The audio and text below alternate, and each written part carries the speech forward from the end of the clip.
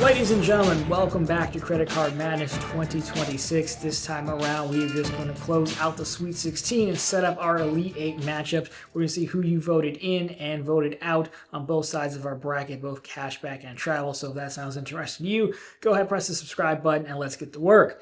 Now, as the intro stated, quick recap. Yes, this is Credit Card Madness, the channel's annual credit card tournament where we pit 16 of the world's best credit cards together in a head-to-head matchup, single elimination. So we have one winner, cashback region, travel region. They meet in the middle.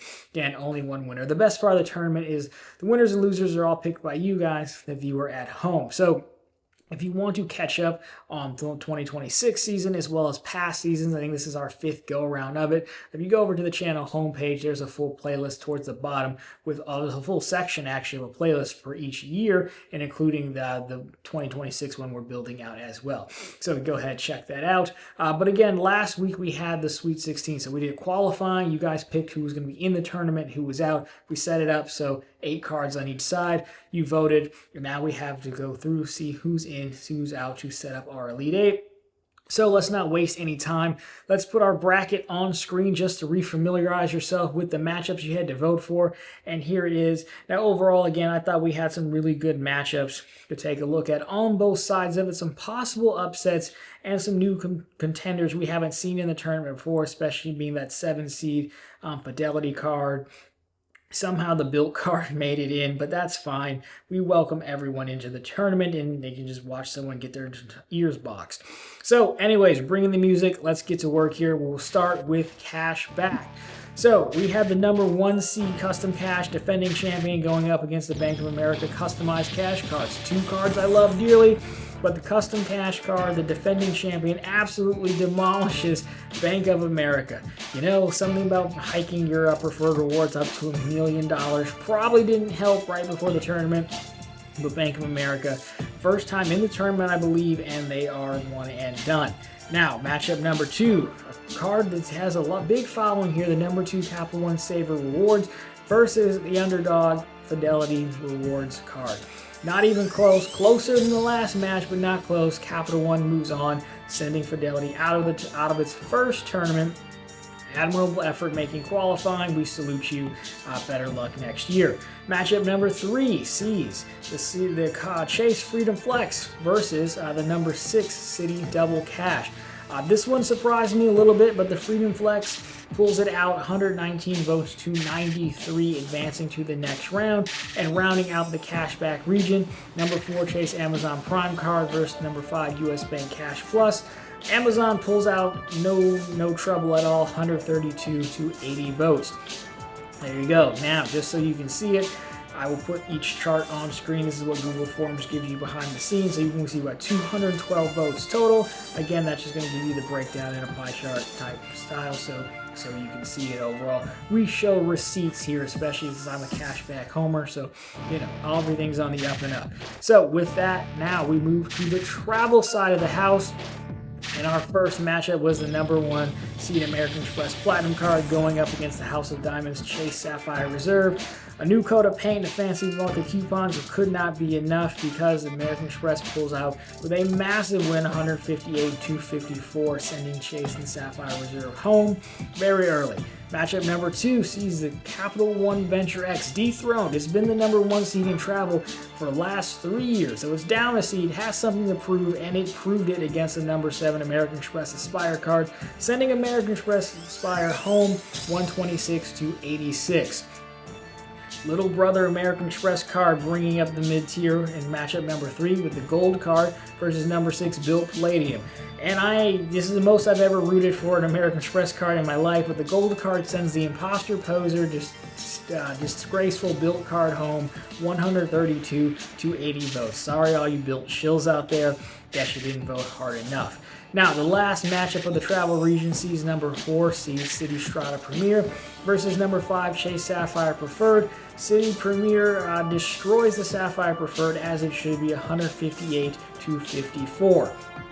Now, here we go, close it out. We will also show the stats for the travel section. Again, they were all in one link, so again, 212 votes. I make it so if you vote for one, you gotta vote for all of them. So there you go, you can see how it broke down. So overall, if we go through thoughts here, the matchups, I think I voted pretty much straight chalk that one. Some of them were tough. I'm a fan of the Amazon Prime card. Selfishly, I said on the Sunday show, I've been calling US Bank once a month trying to product change my Smartly card into a Cash Plus. They just won't let me do it. I really don't want to apply for another one. That probably would have made me biased a little bit, but I believe the Amazon card's good there. The one in the cashback side that really surprised me was I thought the double cash would get by the Freedom Flex, just because there's people are kind of sick of the category things. Now, some of you out there did being color commentators that you are, said, hey, don't doubt the stack for Q1. It was like 5x dining or something like that, and then, of course, it already has a dining category on it, so you got like a really high multiplier on the Freedom Flex, and that recency bias would carry it through. Apparently you were right, I was wrong. Now we'll see how far it can go. It's largely dependent on what the Q2 categories are going to be, I want to say. But overall, not too bad. I thought the Fidelity Visa did good, given that people have been yelling at me for forgetting to add it to the term for quite some time. The Saver is just really a fan favorite card, and you wouldn't think that it had that big of a following. I wouldn't. I mean, it's a good card. I recommended it to my mom. She applied for it. I think she likes it. She hasn't yelled at me about it yet. That's where she does complain about the Freedom Flex and the random categories. So, I'm still somewhat surprised at the popularity of the Saver, I guess, even though it is a good card. Fidelity was respectable, but, it's up against one of the heavy hitters. So there. Travel side, I'm not surprised in the least bit about the Sapphire Reserve going away. I mean, we've said it, the Platinum card, this is the most robust version of the Platinum card we've had. Everything else checks out fine. The Strata Premier is much better than the Preferred. Gold card, I don't like either of them, but the Gold card much better than the Built card. So overall, not too bad there. So now that is, of course, my color commentary. Let me know your color commentary down below, as on the previous round, as well as what you think about this upcoming round that we will now preview our Elite 8 matchups. And I'll tell you how to vote, all that good stuff. So here you go, Elite 8. This time around, we'll start with cashback once again. We see the matchup number 1, defending champion, City Custom Cash. This time squaring off against the Chase Amazon Prime card. 2 cards I love very dearly. And the second matchup in the cashback region, we see those cards we just discussed, the Capital One Saver Rewards at number 2, going up against the Chase Freedom Flex in number 3.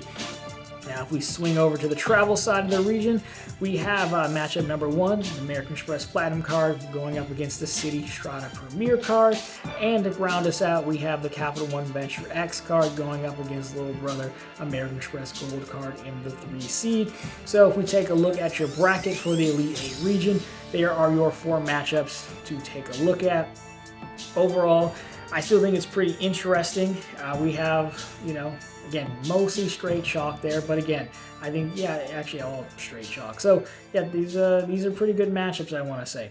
So overall, there you have it. Now let's quickly talk about voting. As always, there will be one link down below. It's a Google form link. It's going to have all of these in here, so you'll have, as we just showed, 4 matchups, 2 for cashback, 2 for travel. It'll take you right through them. You do have to be signed into a Google account. As I always say, I don't get your information. It's simply so that someone doesn't pound the ballot box again for one side and really throw off the results. But again, voting is free. I don't get your information, anything like that. I do vote. I only vote once. You can probably guess how I'll vote, but I will talk about it just like we did this time when we set up the Final Four next week. So, of course, we'll be right back here the following Tuesday to review how the Elite 8 played out, set up our Final Four matchups, and we're getting that much closer to crowning a champion. It's crazy how fast this stuff goes by, which is a cliche, everyone says, but it does go by pretty quick. But so far, I think we've had a good bracket, good tournament thus far. It has not disappointed. We've got some tough matchups going into the Elite 8 this week. So, of course, everything you need down below. I now turn it over to you, the viewer and voter at home, to decide the fate of these competitors. So, of course, if you like this one, drop me a thumbs up down below. If you found it particularly interesting, consider subscribing to the channel. Of course, we're right back here every week during the month of March, squaring off the best credit cards in the game until there's only one remaining. And we're still doing Sundays as well for all the news you can use in the week that was in credit and finance. Of course, every single day over on ProfitableContent.com, which is the channel's blog. It's always linked down below for you, and on the channel homepage. We post news stories, we have credit card offers, and we have bank promotions. So if you want to support your favorite card by taking money from their institution, well, we got you covered. It's basically like getting paid for your vote. You might as well be a politician around here. Anyways, guys, that'll do it for this one. As always, thank you so much for watching, and I will see you very soon next week for that Final Four setup.